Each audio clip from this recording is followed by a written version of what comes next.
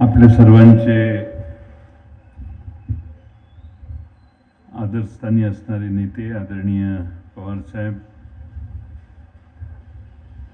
खासदार सुप्रियाताई, खासदार भास्करराव बगरे, खासदार निलेश लंके, मंगेश चिवटे, नितीन ठाकरे साहेब, हितेंद्र आहेर, विलास बडे, बंडू काका बच्छाव, आदरणीय निंबाबाई सूर्यवंशी, मनीषाताई सूर्यवंशी, कोमल कोठावरे, आमचे राष्ट्रवादीचे तालुका अध्यक्ष पंडितराव निकम, विजयराव पगार, योगेश आहेर, आमचे doctor VS Nikam, Ravindra Shirsat, doctor Satish Thackeray sir, या निमित्तानं उपस्थित असणारे आणि ज्यांच्यासाठी आपण इथं एकत्रित आग्रहानं ज्यांच्या एकत्रित आलोय ते माननीय यशवंतराव गोसावी, आपले सर्व शिवनिश्चल सेवाभावी ट्रस्ट संस्थेचे सर्वच मान्यवर आणि बंधू भगिनींनो, शिवनिश्चल सेवाभावी ट्रस्टने काय काम केलं हे सगळं आपण मगाशी ऐकलं.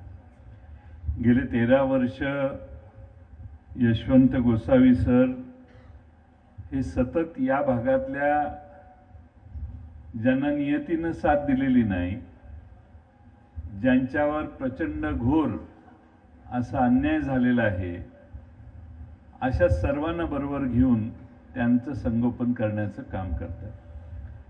मला वाटतं की आतापर्यंत एखाद्या धनिकाने केलेलं काम हे त्याकडे जास्त पैसे आहेत म्हणून तो करतोय असं समजून माणसं तोच ते करू शकतो असं समजतात. पण असं काम करायला मन मोठं लागतं. पैसा किती महत्वाचा आहे यापेक्षा मन मोठं किती आहे हे जास्त महत्वाचं आहे. आणि यशवंत गोसावींनी त्यांचं मन कायम आभाळा एवढं मोठं ठेवलं म्हणून ही सगळी लहान बालकं, संकटात आलेली लोक यांना दिलासा देण्याचं, आसरा देण्याचं काम आमच्या यशवंत गोसावींनी केलं. खरं म्हणजे 2-1 वर्षापूर्वी माझी त्यांची गाठ झाली. त्यांच्या वक्तृत्वावर भाळून मी त्यांना विनंती केली की तुम्ही आमच्याबरोबर काम करायला सुरुवात केली पाहिजे. आणि एक 2-3 सभा सांगली कोल्हापूरला कुठेतरी ऐकल्यावर मी म्हटलं, अरे हा कोण माणूस आहे, हुडका. आणि त्याच कामात असायचो आम्ही, त्यामुळे मग हुडकून त्यांचा पत्ता हुडकून त्यांना संपर्क साधून पुन्हा पुन्हा आमच्या भागात बोलवल्यावर एक 2-4 भाषणं टेस्ट केल्यावर मी म्हटलं की आता आपल्याला काय हरकत नाही. आणि मग यशवंत गोसावी यांना पवार साहेबांना मी भेटवलं, तेव्हाच्या सगळ्या प्रमुख नेत्यांना भेटवलं आणि आमच्या लोकसभेचा आणि विधानसभेचा महाराष्ट्रभर फिरून प्रचार करण्याचं मोठं काम हे आमच्या यशवंत गोसावींनी केलं. वक्तृत्वावर अतिशय उत्तम कमांड, विचारधारा पूर्ण पक्की, आपण जे बोलतोय आणि कृती याच्यात अंतर न ठेवणारा हा कार्यकर्ता आहे असं मी समजतो. आणि त्यामुळं विचार ज्याचे स्वच्छ असतात, ज्यांना शाहू फुले आंबेडकरांच्या विचारसरणीला उद्धृत करण्याचा सतत आग्रह ज्यांचा असतो, असे कार्यकर्ते महाराष्ट्रात फार कमी आहे की जे प्रभावीपणाने आपले विचार मांडू शकतात. आणि म्हणून यशवंत गोसावींच्या कार्यक्रमाला पवार साहेब आले.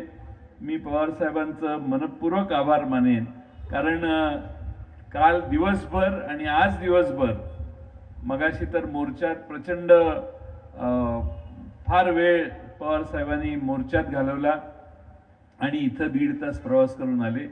खरं म्हणजे त्यांना दिवसाचा इतका प्रवास करणे आणि इतके कार्यक्रम करणे हे आजही ते ठामपणाने करतात. जिथं जिथं शेतकऱ्यांचा प्रश्न असेल तिथं पवार साहेब कधी हार मानत नाहीत. हा त्यांच्या स्वभावाचा सगळ्यात मोठा गुण आहे. कांदा असो, दूध असो, कापूस असो, सोयाबीन असो, शेतीमालाला योग्य दर मिळाला पाहिजे आणि शेतकऱ्याचं दैन्य दूर झालं पाहिजे. हे पवार साहेबांनी जेव्हा जेव्हा त्यांना संधी मिळेल तेव्हा तेव्हा ते काम त्यांनी केलेलं आहे. आज आमचा मोर्चा होता तो त्याच विषयाला धरून होता आणि त्यानंतर लगेच आपल्याकडं या भागात इथं आले. खरं म्हणजे देवळा, चांदवड हा सगळा निसर्गाची अवकृपा असणारा भाग आहे. गिरणा नदी जाते, परंतु नदीचं पाणी आपल्या भागाला किती मिळतं ह्याच्यावर मी वेगळं बोलण्याची काही गरज नाही. आणि त्यामुळं या परिसराला निसर्गाची अवकृपा असणारा परिसर असला तरी आपण जिद्दीने कांदा असो इतर उत्पादन असो सतत कष्ट करून घेत असता आपल्या सगळ्यांना भगरे सरांच्या सारखा लोकसभेत प्रतिनिधित्व करणारा नेता मिळालेला आहे. साधी राहणी पण उच्च विचारसरणी हे भगरे सरांचं वैशिष्ट्य आहे असं मी समजतो. आणि म्हणून मी मनापासून भगरे सरांचे अभिनंदन करेन, कारण लोकसभेत प्रत्येक वेळा हे प्रश्न मांडण्याचं काम निलेश लंके असोत किंवा भगरे साहेब असोत हे सतत दिल्लीत करत आलेले आहेत. मी जास्त वेळ घेणार नाही कारण साहेबांना पुण्याला जायचंय. पण यशवंत गोसावींच्या मागं ही व्यासपीठावरील सगळी माणसं उभी राहिली तर मला खात्री आहे की या शिवनिश्चल संस्थेला अधिक चांगलं उज्ज्वल भवितव्य निर्माण झाल्याशिवाय राहणार नाही. यांचे ही देखील खरं म्हणजे आभार मानले पाहिजेत की त्यांनी